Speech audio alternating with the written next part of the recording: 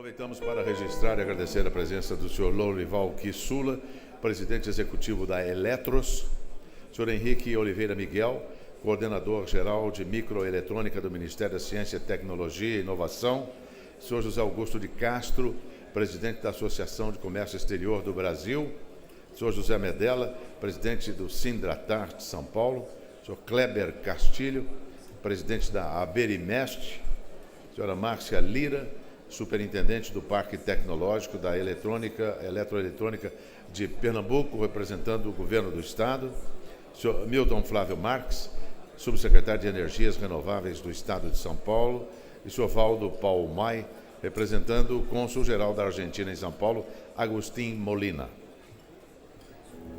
Convidamos neste momento para proferir a sua palestra o ex-ministro Delfim Neto. Boa tarde a todos. Senhor presidente, senhores membros da mesa, eu não vou fazer nenhuma palestra, porque é de muito mau gosto interromper o almoço dos senhores com uma palestra. Eu vou tentar dizer algumas coisas que eu acho importantes e, talvez pretensiosamente, complementando o que disse o nosso presidente Barbato.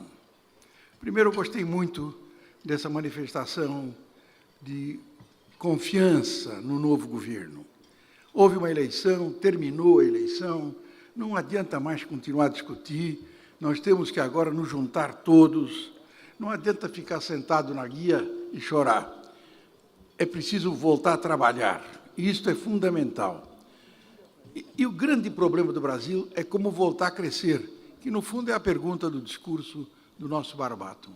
Eu estou absolutamente convencido que nós não voltaremos ao crescimento se não conseguirmos estimular outra vez a produção industrial.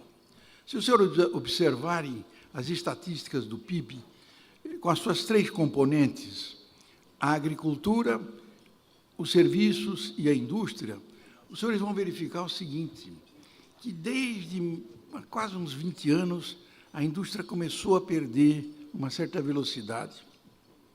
De 85, 86 em diante, ela começou a perder espaço no mundo. Lentamente, ela foi se estabilizando.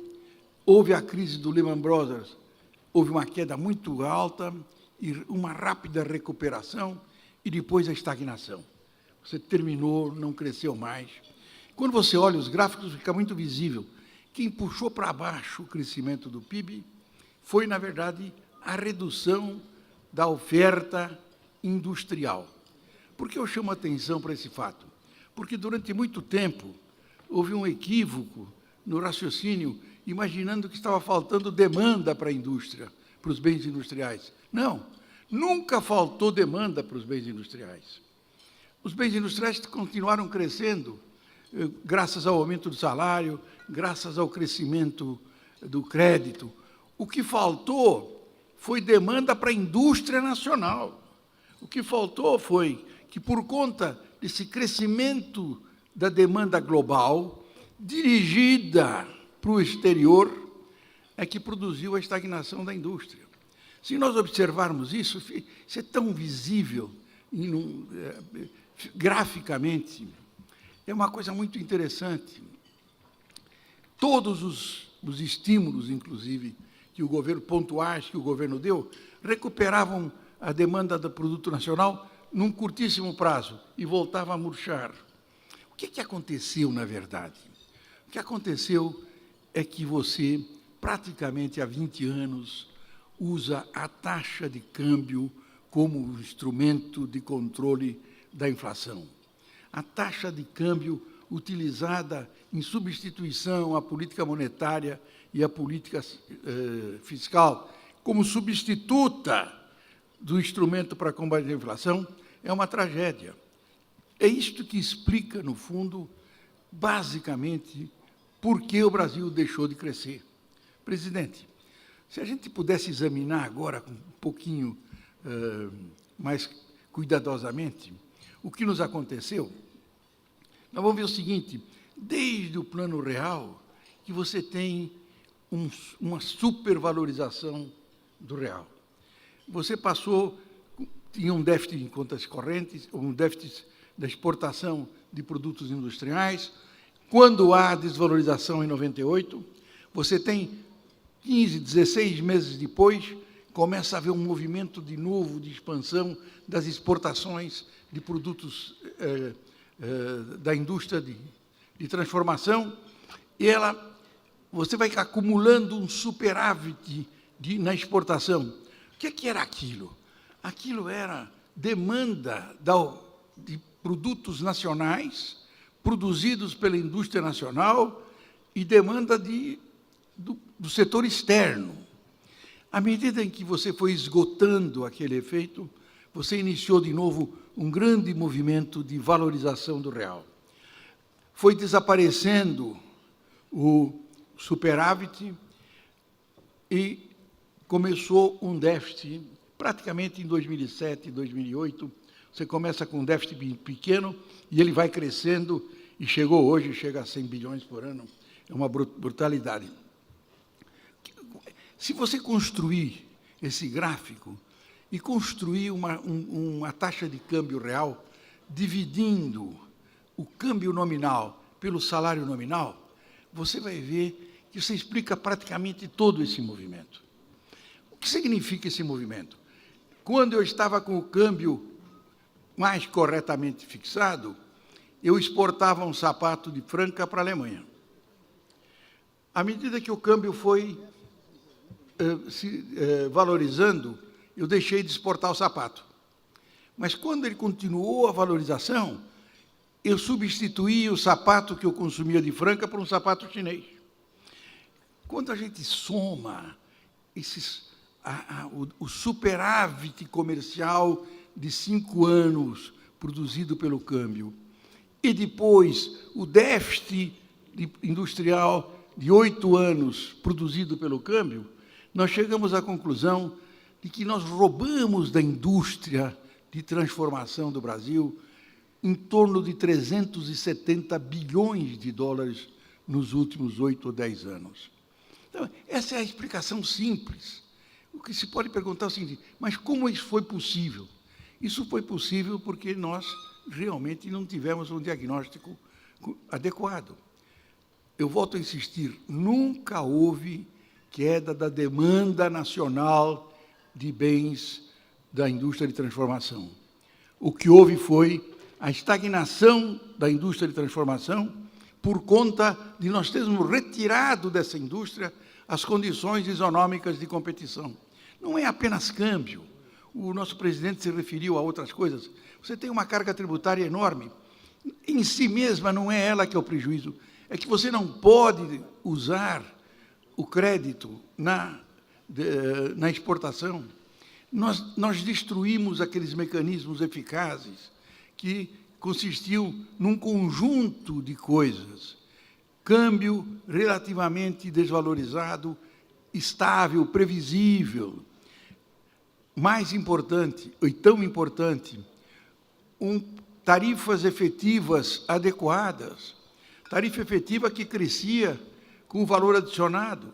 Hoje você tem tarifa maior na importação de insumos, que, na verdade, reduz a tarifa dos bens finais. Você eliminou o drawback verde e amarelo, em que você podia, se você ia exportar, você podia importar a componente livremente. É preciso que a gente entenda de novo que a importação é um fator de produção tão importante quanto o trabalho e o capital. Importar é exportar. Qualquer programa industrial que prejudique a importação de maneira irracional vai prejudicar, no final, a produção nacional. Você tinha todo um mecanismo de financiamento, que foi sendo destruído ao longo do tempo. O Brasil chegou a crescer, durante 32 anos seguidos, 7,5% ao ano, que hoje se imagina que isso é um fato que aconteceu na Ásia. Não é verdade. Nós fizemos isso durante 32 anos seguidos, 7,5% ao ano. Quais eram as condições naquele tempo? Naquele tempo era a carga tributária total 24% do PIB. Qual era o investimento do governo com uma carga de 24%? 5%. Ou seja, o governo consumia e distribuía 19% do PIB. Quais são as condições hoje? Uma carga tributária de 36%. O governo não investe 2%. Aquilo que era 19% hoje virou 34%. É muito simples entender por que você não cresce. É uma questão de aritmética. Todos nós gostamos do governo, mas todos nós sabemos que o governo é, obviamente, muito menos eficiente do que o setor privado. É uma questão de aritmética. Se eu transfiro renda do setor mais produtivo, com maior produtividade, para o setor com menor produtividade, a média aritmética vai cair. Não precisa ser físico quântico para entender isso. Foi isso que nos aconteceu. Agora, o que é importante compreender é o seguinte: sem o crescimento, nenhum ajuste vai dar certo. Essa ideia de que eu vou fazer um ajuste simplesmente subindo juros e cortando despesa, não vai funcionar. Não funcionou em lugar nenhum do mundo. A Europa está há 6 anos batendo a cabeça, tentando isso e afundando. Ou nós recuperamos o crescimento, e aí o ajuste será muito mais simples, ou nós não faremos nada, nem o crescimento, nem o ajuste. E a volta ao crescimento envolve, na verdade, uma política industrial absolutamente inteligente, que devolva para o empresário o espírito animal, para que ele possa investir, e que dê ao trabalhador um certo conforto para que ele continue consumindo. Isto nós podemos fazer, sim. Nós devemos entender hoje que o mais importante é as mudanças que estão acontecendo na orientação do governo. É preciso que a gente adira, que a gente dê um voto de confiança, e que o governo apresente um programa, que vai ser um programa de 2 anos, 2 anos e meio, mas que nos diga claramente o seguinte: no primeiro trimestre de 2015, eu vou aprovar a simplificação do ICMS. Escondido nesse ICMS deve ter 0,5% de crescimento do PIB. E eu vou aprovar uma proposta da CUT de livre negociação salarial entre trabalhadores e empresários, respeitando todos os direitos que a Constituição garante, sob a vigilância dos sindicatos, e tudo que os senhores combinarem entre si vai valer acima da lei. Isto vai retirar dos senhores 2 dos mais graves fenômenos que produzem incerteza. De um lado, a incerteza fiscal. Não é possível que as pessoas que se beneficiaram de um estímulo fiscal, você chegue agora e diga, aquilo não valeu. Não é possível, isso não vai funcionar. Isso não vai funcionar. Segundo, nós tiramos o maior peso que existe hoje, que é, no fundo, o passivo trabalhista, que ninguém sabe qual é. Nenhum dos senhores sabe qual é o seu passivo trabalhista. Basta uma menina de 24 anos, que passou em primeiro lugar no concurso, porque é muito estudiosa, ela põe um cliquezinho e fecha a tua empresa. A maior insegurança que existe no Brasil hoje vem realmente desses 2 campos. De eu não saber direito o que vai me acontecer daqui 5 anos, e de eu nem sequer conhecer o meu passivo trabalhista. Então, acho que essas são 2 medidas que podem ser aprovadas e que realmente restabelecerão a confiança. E vai nos dizer, no segundo semestre, eu vou enfrentar o problema realmente da Seguridade Social. Vou enfrentar realmente o problema do seguro-desemprego. Vou enfrentar o problema das pensões. De novo, reconhecendo o seguinte: nós somos um país que se pretende civilizado. Os contratos têm que ser respeitados, os direitos adquiridos têm que ser respeitados. Estas coisas é que constroem as instituições sólidas que depois produzem o crescimento acelerado e justo. De forma que, na minha opinião, nós temos hoje uma nova oportunidade para começar a recuperar as dificuldades que tivemos nos últimos 15 anos ou 20 com a indústria. É uma pena que a gente não possa mostrar para os senhores, naquele momento em que o Brasil crescia 7,5% ao ano, a participação da exportação industrial brasileira na exportação industrial do mundo crescia 16% ao ano. Nos últimos 25 anos, a participação das exportações industriais brasileiras nas exportações do mundo cai 1,2% ao ano. Nós fomos sendo expulsos do mercado. Eu disse, nós roubamos do setor industrial, nos últimos 10 anos, 370 bilhões de dólares de demanda. Demanda que foi entregue para o importador, demanda que foi entregue para os outros países.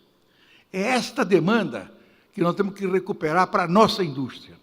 Isso é perfeitamente possível, e eu fiquei muito alegre com o discurso do nosso presidente, mostrando que está engajado nisto. Vamos dar um voto de confiança para o governo, para que a gente possa realmente recuperar o crescimento. E lembrando o seguinte, sem crescimento não haverá ajuste nenhum. Sem crescimento, nada se resolverá. O crescimento não precisa ser amanhã. É a expectativa de crescimento que produz o crescimento. Só cresce quem sabe que pode crescer. Quem fica chorando no banheiro não cresce. Então, deixem de chorar no banheiro, acabou a eleição, vamos trabalhar. Muito obrigado.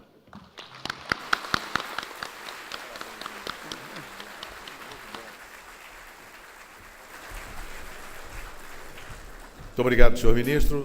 Em seguida será servido o almoço. Voltaremos daqui a pouco.